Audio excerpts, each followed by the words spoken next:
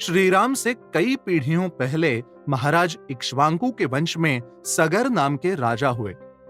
महाराज सगर की दो पत्नियां थीं, केशिनी और सुमति।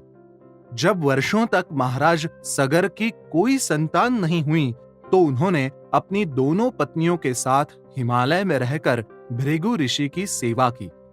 भृगु ऋषि ने उनकी सेवा से प्रसन्न होकर उन्हें वरदान मांगने को कहा। सगर ने भृगु ऋषि से अपनी संतान प्राप्ति की इच्छा व्यक्त की। सगर की इच्छा जानकर भृगु ऋषि ने कहा, तुम अनेक पुत्रों के पिता बनोगे। तुम्हारी एक पत्नी से तुम्हें 60,000 पुत्रों की प्राप्ति होगी और दूसरी पत्नी से एक। वह एक पुत्र ही तुम्हारी वंश परंपरा को आगे बढ़ाएगा। समय आने पर केशिनी ने एक पुत्र को जन्म दिया, जिसका नाम असमंजस रखा, और सुमति के गर्भ से एक मांसपिंड उत्पन्न हुआ जो 60,000 भागों में विभाजित हो गया।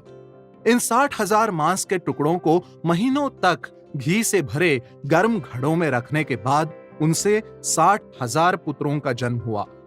सगर के सभी पुत्र बड़े होकर वीर और पराक्रमी हुए, परंतु असमंजस अत्यंत दुष्ट और निर्दयी था। वह प्रजाजनों को बिना बात के सताता था और लोगों को प्रताड़ना देने में उसे बहुत आनंद आता था। वह रास्ते चलते लोगों को सरयू नदी में फेंक देता था और उनको तड़पता देखकर उनके मजे लेता था। सगर ने अपने पुत्र को समझाने का बहुत प्रयास किया ताकि वो अपने जीने का तरीका बदले और एक धार्मिक और दयालु इंसान के रूप में बड़ा हो। सगर के अनेक प्रयास असमंजस को सही रास्ते पर लाने में असफल रहे। अंत में हार कर सगर ने असमंजस को राज्य से निष्कासित कर दिया। असमंजस का एक पुत्र था अंशुमान। अंशुमान गुणों में अपने पिता से एकदम विपरीत था। वह धर्मपरायण, दयालु और वेदों का ज्ञाता था। वह दूसरों को सम्मान देता था और कर्तव्यनिष्ठ तथा सभी विद्याओं में निपुण था। एक बार महाराज सगर ने अश्वमेध यज्ञ का आयोजन किया और अनेक महान ऋषियों को यज्ञ के लिए आमंत्रित किया। यज्ञ प्रारंभ होने से पहले ही इंद्र ने उस यज्ञ के घोड़े को चुरा लिया और कपिल मुनि के तपोवन में छोड़ दिया। क्योंकि उस घोड़े के बिना अश्वमेध संभव नहीं था, सगर ने अपने सभी पुत्रों को बुलाकर उनसे हर हाल में उस घोड़े को ढूंढ कर लाने का आदेश दिया। पिता की आज्ञा पाकर सगर के सभी 60,000 पुत्र यज्ञ के अश्व को खोजने के कार्य में लग गए। उन्होंने सभी दिशाओं में जाकर देखा, परंतु उनको यज्ञ का अश्व कहीं नहीं मिला। उनके अनेक प्रयासों के बाद भी घोड़े का कहीं नामो निशान नहीं मिला। समय के साथ साथ यह कार्य उनके लिए धुन बन गया और वो सही और गलत की परिभाषा ही भूल गए। वो अपना दिमागी संतुलन खोने लगे और लोगों पर अत्याचार करने लगे।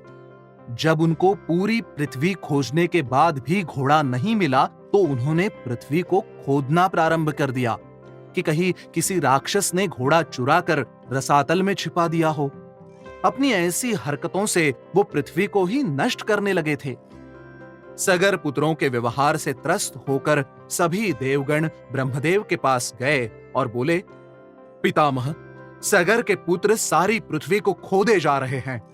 इससे धरती का संतुलन बिगड़ता जा रहा है और तो और उन्होंने लोगों पर अत्याचार भी करने शुरू कर दिए हैं। आप इससे छुटकारा पाने का कोई उपाय बताएं। ब्रह्मदेव ने कहा, तुम लोग चिंता मत करो। सृष्टि की सुरक्षा की जिम्मेदारी भगवान विष्णु जी की है। उनके अंशावतार कपिल मुनि पृथ्वी लोक में ही तपस्या कर रहे हैं।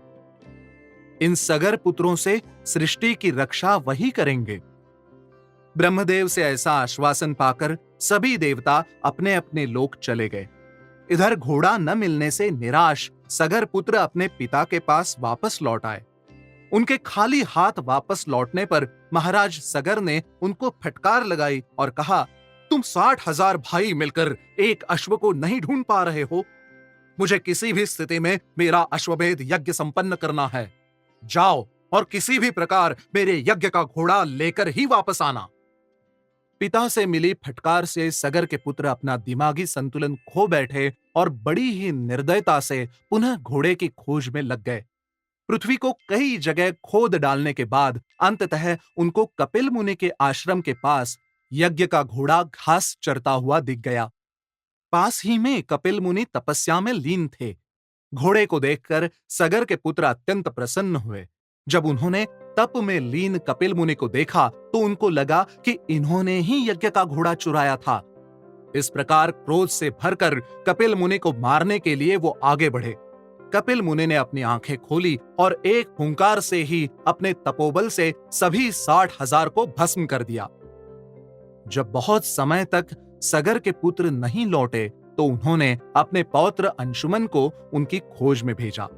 अंशुमन अपने चाचाओं के लिए हुए सभी रास्तों पर गए और अंततः वो कपिल मुनि के आश्रम पहुंचे।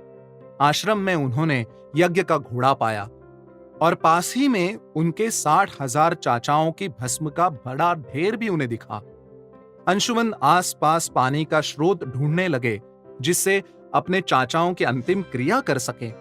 उसी समय गरुड़ देव वहां आकर अंशुमन से बोले, ये तुम्हारे चाचा लोग कपिल मुनि की क्रोधाग्नि से भस्म हुए हैं। किसी भी सामान्य जल से तर्पण करने पर इनको मुक्ति नहीं मिलेगी। अंशुमन ने गरुड़ देव से अपने चाचाओं की आत्मा की शांति का उपाय पूछा तो उन्होंने कहा, पर्वतराज हिमालय की प्रथम पुत्री गंगा स्वर्ग में निवास करती है। उसी गंगा नदी के जल से तर्पण करने पर तुम्हारे चाचाओं को मुक्ति मिलेगी और उन्हें स्वर्गलोक की प्राप्ति भी होगी। तुम किसी तरह देव नदी गंगा को पृथ्वी पर लेकर आओ और फिर उस जल से अपने पितरों का तर्पण करो। यही एकमात्र उपाय है इनकी आत्मा की शांति का। अंशुमन यज्ञ के अश्व के साथ अयोध्या वापस आ गए और अपने दादा सगर को उनके पुत्रों के विषय में सब कुछ बता दिया। उन्होंने गरुड़ देव के साथ हुई अपनी बात भी सगर को विस्तार से बताई। सगर अपना राजपाट अपने पौत्र अंशुमन को सौंपकर हिमालय पर कठिन तपस्या करने चले गए, जिससे कि गंगा को पृथ्वी पर लाकर अपने पुत्रों का अंतिम संस्कार कर सके। महाराज सगर गंगा को पृथ्वी पर वापस लाने में असफल रहे। अंशुमन के पुत्र थे दिलीप। जब दिलीप राज्य संभालने लायक हुए तो अंशुमन ने अयोध्या का राज्य उनको सौंपकर स्वयं अपने पितामह के समान हिमालय पर तपस्या में लीन हो गए, जिससे कि देव नदी गंगा को धरती पर ला सके। वर्षों तक तपस्या करने के उपरांत अंशुमन भी स्वर्ग सिधार गए, परंतु गंगा पृथ्वी पर नहीं आई। जब राजा दिलीप को अपने पितामहों के विषय में पता चला, उन्होंने भी अपना पूरा जीवन गंगा नदी को स्वर्ग से पृथ्वी पर लाने के प्रयासों में व्यतीत कर दिया। राजा दिलीप के पुत्र थे भगीरथ। वर्षों तक राज्य करने के पश्चात राजा दिलीप स्वर्ग सिधार गए और भगीरथ राजा बने। भगीरथ एक धर्मपरायण और कर्तव्यनिष्ठ राजा थे। जब उनको वर्षों तक कोई संतान नहीं हुई तो उन्होंने राज्य की जिम्मेदारी अपने मंत्रियों को सौंपकर हिमालय जाकर ब्रह्मदेव की तपस्या करने का निर्णय लिया। भगीरथ ने बिना कुछ खाए पिए वर्षों तक ब्रह्मदेव की तपस्या की और अंततः ब्रह्मा जी ने उनकी तपस्या से प्रसन्न होकर उनको दर्शन दिए।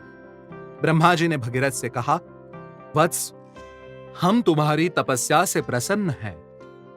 तुम्हारी जो भी मनोकामना है हमें बताओ। भगीरथ ने हाथ जोड़कर प्रणाम करते हुए कहा, ओ सृष्टि के रचयिता, आपसे कोई बात छिपी नहीं है। आप मेरे मन का रहस्य भली भांति जानते हैं। मेरे पूर्वज कपिल मुनि के श्राप से भस्म हो गए थे। तब से उनकी अंतिम क्रिया नहीं हुई है। उनकी आत्मा की शांति के लिए मेरे पिता और पितामह ने वर्षों प्रयास किया, परंतु वो देव नदी गंगा को पृथ्वी पर लाने में विफल रहे। मैं चाहता हूं कि आप देवी गंगा को पृथ्वी पर आने के लिए प्रेरित करें, जिससे मैं महाराज सगर के 60,000 पुत्रों का तर्पण कर सकूं। भगीरथ ने आगे कहा, महाराज, इक्ष्वाकु के वंश को आगे बढ़ाने के लिए मेरी कोई संतान नहीं है। मेरी इच्छा है कि आप मुझे पुत्र प्राप्ति का वरदान दें। ब्रह्मदेव ने कहा, पुत्र, तुम्हारी दोनों ही इच्छाएं पूर्ण होंगी। शीघ्र ही तुम्हें एक पुत्र की प्राप्ति होगी और वो महाराज इक्ष्वाकु के वंश को आगे ले जाएगा। तुम्हारे पूर्वजों के पापों का नाश करने के लिए देव नदी गंगा भी अवश्य धरती पर अवतरित होंगी, परंतु एक समस्या है। भगीरथ ने आश्चर्यचकित होकर ब्रह्मदेव को देखा। ब्रह्मदेव ने अपनी बात समझाते हुए आगे कहा, जब गंगा स्वर्ग से अपने पूरे वेग से धरती पर उतरेंगी तो यह पृथ्वी उनकी गति को नहीं रोक पाएगी। उनकी गति को रोकने का एक ही उपाय है। एक भगवान शंकर में ही इतना सामर्थ्य है कि वो गंगा के प्रवाह को रोक सकें। ब्रह्मदेव के चले जाने के बाद भगीरथ ने अपने एक पैर के अंगूठे पर खड़े रहकर 1 वर्ष तक शिवजी की तपस्या की। अंत में शिवजी प्रकट हुए और बोले, हे दिलीप के पुत्र, मैं तुम्हारी मनोकामना अवश्य पूर्ण करूंगा। जब देव नदी गंगा स्वर्ग से पृथ्वी पर अवतरित होंगी, तब मैं अपनी जटाओं से उनकी गति को रोक दूंगा। इस प्रकार शिवजी को प्रसन्न करने के बाद अंततः देव नदी गंगा ने धरती पर अवतरित होने का निर्णय लिया। जब गंगा ने भगवान शंकर को अपनी जटाओं को खोले प्रतीक्षा करते देखा तो सोचा कि वो अपने प्रवाह से शिवजी को अपने साथ बहाकर रसातल ले जाएंगी। शिवजी ने गंगा के मन की बात जान ली और उनको सीख सिखाने की सोची। जैसे ही गंगा ने शिवजी के जटाओं में प्रवेश किया, शिवजी ने उनको वहीं रोक दिया। जब वर्षों तक प्रतीक्षा करने के बाद भी भगीरथ को गंगा नदी नहीं दिखी तो उन्होंने फिर से शिवजी की तपस्या की और उनसे गंगा को अपनी जटाओं से छोड़ने के लिए कहा। जब शिवजी ने गंगा को अपनी जटाओं से छोड़ा तो 7 धाराएं निकली। 3 धाराएं पूर्व की ओर और 3 धाराएं पश्चिम की ओर चली गई। 7वीं धारा राजर्षि भगीरथ के पीछे पीछे चलने लगी।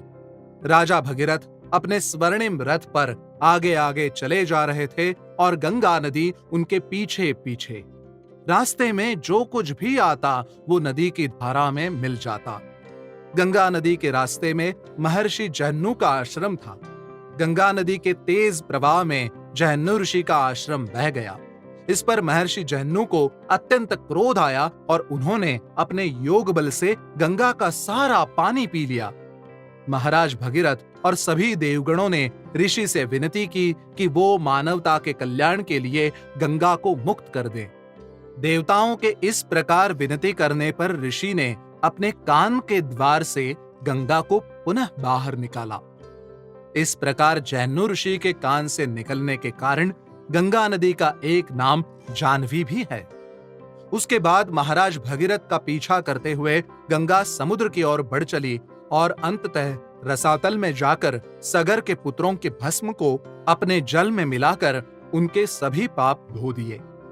इस प्रकार महाराज भगीरथ के प्रयास से सगर के 60,000 पुत्रों को मुक्ति मिली और वो स्वर्ग को प्राप्त हुए। महाराज भगीरथ के इस महान कार्य के सम्मान में गंगा नदी को भागीरथी नाम से भी जाना जाता है।